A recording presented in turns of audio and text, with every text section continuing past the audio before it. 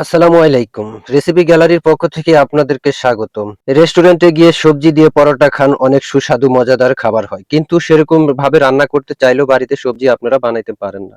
তো আজকে আমার এই ভিডিওটি দেখলে আপনি রেস্টুরেন্টের স্টাইলে এবং কি সুন্দরবন রেস্টুরেন্টে যেভাবে সবজিটা রান্না করা হয় যে মজা হয়, সেভাবে আজকে আমি আপনাদেরকে সবজিটা রান্না করে দেখাবো। আমার মতো একবার টিপস ফলো করে দেখুন।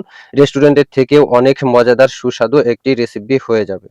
তাহলে আর কথা না বাড়িয়ে চলুন শুরু করা যাক কিভাবে এই মজাদার সুস্বাদু সবজি রান্না করতে হয়। দেখতে পাচ্ছেন এখানে আমি নিয়েছি ২টি আলু, ২টি গাজর, ২টি পেঁপে এবং ১টি বেগুন ও ১টি টমেটো, ৩ টুকরো ফুলকপি নিয়েছি এবং কি কয়েকটা সিম নিয়েছি। সাথে, সাথে এগুলাকে আমি সুন্দরভাবে কেটে এবং কি এগুলা ধুয়েও নিচ্ছি। আমি সুন্দর ভালোভাবে পরিষ্কার করে ধুয়ে নেওয়া হচ্ছে। তো আপনারা সুন্দরভাবে ধুয়ে নিবেন। ধুয়ে নেওয়া হয়ে গেলে দেখতে পাচ্ছেন আমার এটি কিন্তু অলরেডি ধোয়া হয়ে গেছে। তো এগুলা যখন অলরেডি ধোয়া হয়ে যাবে তো এখন আমি একটা পাত্রের ভিতরে এগুলাকে সুন্দরভাবে ঢেলে নেব। নেওয়ার পর দিয়ে দিব ৬-৭টা লবঙ্গ এবং দিয়ে দিব আমি পরিমাণ মতো কয়েকটা তেজপাতা। ১ টেবিল চামচ দিয়ে দিব আমি হলুদের গুঁড়া, ১ টেবিল চামচ দিয়ে দিলাম লবণ। আপনি চাইলে বেশি কমও দিতে পারেন।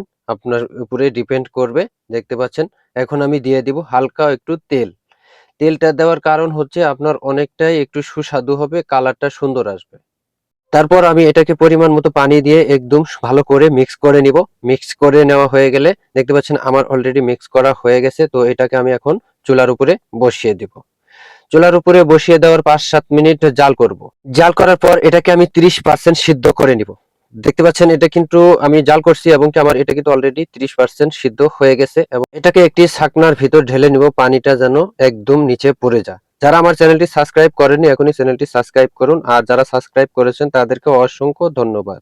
এবার তো হয়ে গেল সিদ্ধর কাম শেষ। এখন একটি চুলার উপরে কড়াই বসিয়ে দিয়েছি। দেওয়ার পর আমি এটাকে এখন তেল ঢেলে দিলাম। তেলটা গরম হয়ে যাওয়ার পর আমি দিয়ে দিলাম খানিকটা জিরে। জিরেটা যখন লালচে ভাজা হয়ে যাবে তো আমি এখানে অ্যাড করে দিয়ে দিব পেঁয়াজ কুচি, এগুলো কেটে রেখেছিলাম। পেঁয়াজ কুচিগুলো দিয়ে দিলাম এবং কি সাথে কিছু কয়েকটা কাঁচামরিচ।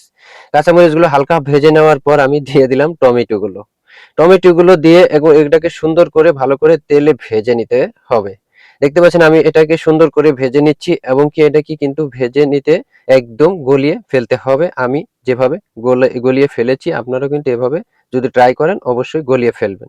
দেখতে পাচ্ছেন আমার এটা কিন্তু অলরেডি গলে গিয়েছে এবং কি এটাকে গলানোর উদ্দেশ্য হয়েছে এটা একটা আটালো হবে এবং কি সুস্বাদু একটি খাবার হয়ে যাবে। এখন আমি দিয়ে দিব ২ টেবিল চামচ পরিমাণ আদা বাটা, ২ টেবিল চামচ পরিমাণ রসুন বাটা। এগুলোকে দিয়ে ভালো করে একটু হালকা করে ভেজে নিতে হবে। ভেজে নেওয়ার পর আদা রসুন বাটার কাঁচা একটা গন্ধ আছে, গন্ধটা বের হয়ে যাওয়ার পর আমি ১ কাপ পরিমাণ পানি এড করে দিয়ে দিব।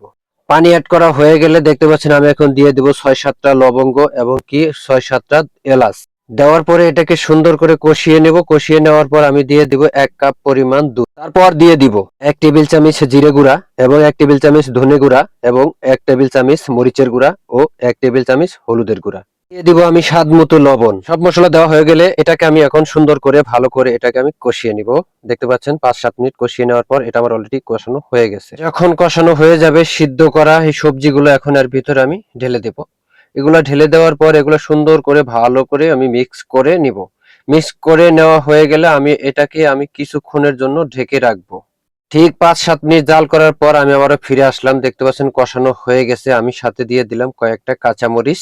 সুন্দর করে এটাকে আস্তে করে লাড়া দিতে হবে এবং কি এটাকে ভালো করে সুন্দর করে একটু কষিয়ে নিতে হবে। কষিয়ে নেওয়া হয়ে গেলে তো আমি আবারও কিছুক্ষণের জন্য ঢেকে রাখবো। এটাকে ঢেকে রাখার পর ৫-৭ মিনিট জাল করার পর আবারও ফিরে আসলাম। দিয়ে দিলাম খানিকটা ঘি। ঘি দেওয়ার কারণ হচ্ছে ফ্লেভারটা অনেক ভালো আসবে। দেখতে পাচ্ছেন আমার এটা কিন্তু অলরেডি প্রায় হয়ে আসছে। তো এখন আমি কষানোর কাজ শেষ। দিয়ে দিব ২ কাপ পরিমাণ পানি। পানিটা দেওয়া হয়ে গেলে এটাকে আমি ভালো করে জাল করব। আপনারা যারা এখন আমার চ্যানেলটি সাবস্ক্রাইব করেননি অবশ্যই কিন্তু চ্যানেলটি সাবস্ক্রাইব করে পাশেই থাকবেন, আর যারা সাবস্ক্রাইব করেছেন তাদেরকে অসংখ্য ধন্যবাদ। পানি দিয়ে এটাকে মিক্স করে আমি কিছুক্ষণের জন্য এটাকে আমি এখন ঢেকে রাখবো। ঠিক ঢেকে রাখার ১০ মিনিট জাল করব। করার পর আমি ফিরে আসবো। দেখতে পাচ্ছেন আমার এটা কিন্তু অলরেডি ভাজিটা হয়ে গেছে। ভাজিটা হয়ে গেলে আমি নিয়েছি এখানে হাফ কাপ পরিমাণ দুধ এবং কি একটি ডিম। এটাকে সুন্দর করে ভালো করে ফেটে নিতে হবে এবং কি মিক্স করে নিতে হবে। দেখতে পাচ্ছেন আমার মতো একদম মিক্স করে ফেলবেন। মিক্স করা যখন আপনার এটা হয়ে যাবে তখন এটাকে দেখতে পাচ্ছেন একদম গলিয়ে ফেলবেন। গলিয়ে এরকম একদম মিক্স করে ফেলবেন। মিক্স করা হয়ে গেছে, তো এখন আমি এর ভিতরে আমি ডিম, দুধ এটা একদম মিক্স করা ছিল, এটাকে ঢেলে দিলাম, দিয়ে সুন্দর করে এটাকে আমি ভালো করে এটাকে মিক্স করে নিব একদম সবজির সাথে। দেখতে পাচ্ছেন একদম রেস্টুরেন্টের সবজির মতো ফ্লেভারটা এবং কি কালারটাও চলে আসছে। দেখতে পাচ্ছেন এরকম সবজি আসলে আপনারা আজও কি রান্না করে খেতে পেরেছেন? না যদি পারেন অবশ্যই কমেন্টে জানাবেন। এর জন্য আমি দিয়ে দিলাম কয়েকটা ফ্লেভার আসার জন্য কাঁচামরিচ। আপনি চাইলে কাঁচামরিচটা নাও দিতে পারেন। আমি দিলাম একটু ঝাল ঝালও হবে, একটু আমার খেতে অনেক মজা লাগবে এজন্য আরকি। তো বন্ধুরা অলরেডি আমার সবজিটা কিন্তু অলরেডি হয়ে গেছে। জানি না আপনাদেরকে কতটুকু অনুপ্রেরণা দিতে পেরেছি। আর যদি ভিডিওটি দেখে একটু উপকৃত হয়ে থাকেন তো অবশ্যই কিন্তু চ্যানেলটি সাবস্ক্রাইব করে পাশেই থাকবেন। ভিডিওটি দেখে একটু উপকৃত হয়ে থাকলে অবশ্যই লাইক, কমেন্ট, শেয়ার করে অন্যজনকে দেখার সুযোগ করে দিন। ধন্যবাদ। আজকের মতো এখানে বিদায় নিচ্ছি। দেখা হবে নতুন কোনো স্পেশাল রেসিপি নিয়ে।